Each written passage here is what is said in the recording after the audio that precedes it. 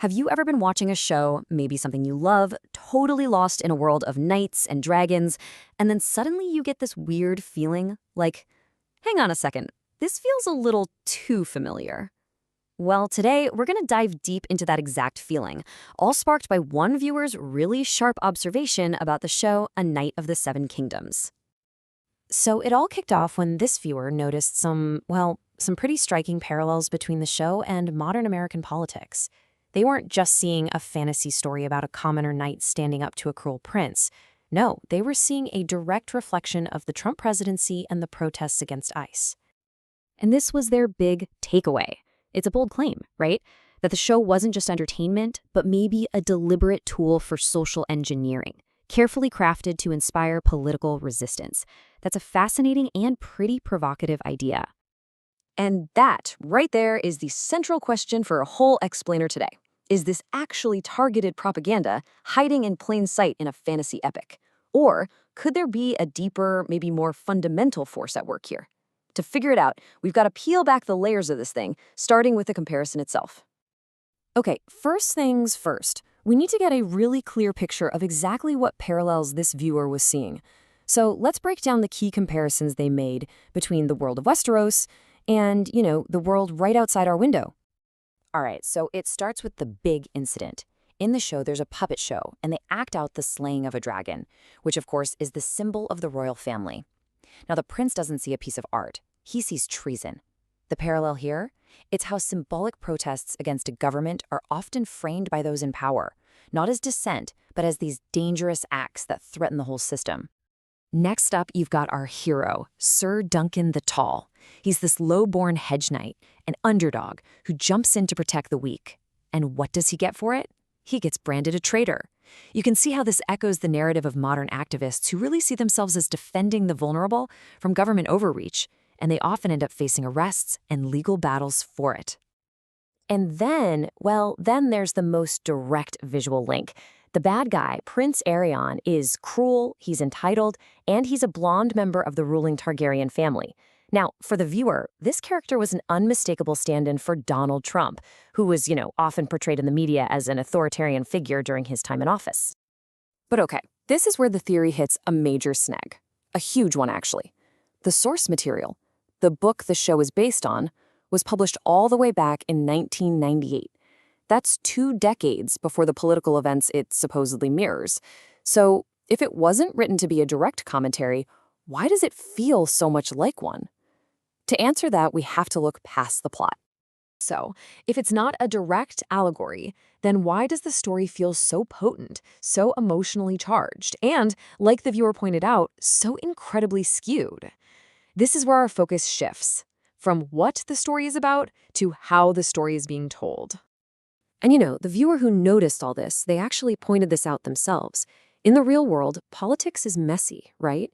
Opponents usually believe they're doing the right thing. But in this story, the lines are drawn crystal clear. The hedge knight is morally good, and the royalty is, to use their words, psychotic and evil. And the script just hammers this point home. Dunk is the classic everyman hero. But Prince Aerion, he isn't just a flawed bad guy. He's described as a full-blown monster, abusive, delusional, and psychopathic. There is zero moral gray area here, which makes it incredibly easy to know exactly who you're supposed to be rooting for. So this brings us to the really crucial question. If the story isn't a direct political parallel, why does this simple, almost cartoonish, good versus evil narrative feel so emotionally powerful right now? Well, the answer might not be in the story at all, but in the technology we're using to watch it.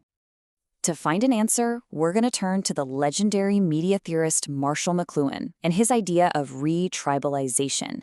It's this fascinating concept that suggests the technology we use to consume stories, like TV, fundamentally changes how we experience them, and even how we relate to each other. Okay, so what in the world is retribalization? In a nutshell, McLuhan argued that before electronic media, print culture, reading books, made us more individualistic, more detached. But electronic media, like television, does the exact opposite. It plunges us into this sensory, emotional experience that pulls us back together into new kinds of tribes. Just think about it like this. Reading a book is a private, solo mission. You and the pages. But watching television is a shared, immediate, and sensory group activity, even when you're alone. It creates what McLuhan famously called a global village, and inside that village, we naturally start to form these tribes around the powerful emotional stories we're all consuming together. And this is where McLuhan's most famous idea comes into play. The medium is the message. What that really means is that the technology, the TV screen itself, is actually more influential than the content on it. The very act of watching this show, with its high-stakes emotional drama, practically forces us to pick a side, to join a tribe.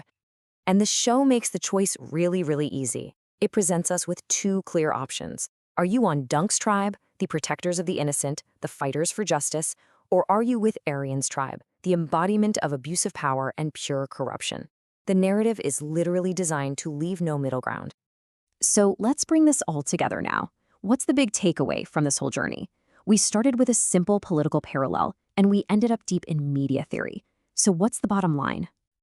That powerful feeling the viewer had, that feeling of being programmed, of being fed a piece of social engineering, well, it might not actually be coming from a writer's room in Hollywood, deliberately crafting some kind of anti-Trump allegory. Instead, that feeling might be coming from the very nature of television itself. The medium is designed to bypass our detached, critical thinking and go straight for our emotions. It's built to make us feel, to connect, and ultimately to choose a tribe.